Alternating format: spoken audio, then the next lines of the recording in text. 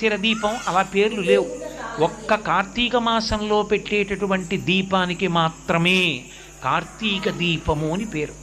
ఏమి ఆ నెలలో పెట్టిన దీపానికి అంత పేరు ఎందుకు రావాలి? ఆ ఒక్క నెలలోనే దీపానికంత ప్రాముఖ్యత ఎక్కడుంది? యథార్థానికి పూజలో ప్రారంభంలో ఒక అంగంగా మనం దీపం వెలిగిస్తాం. కానీ కేరళ రాష్ట్రంలో ఇప్పటికీ ఒక అలవాటు ఉంది. దీపం ఒక్కదాన్ని వెలిగించి దాని మీదకి అన్నపూర్ణని ఆవాహన చేసి పూజ చేస్తారు అక్కడ. కానీ మన వైపు ఆ ఆచారం లేదు.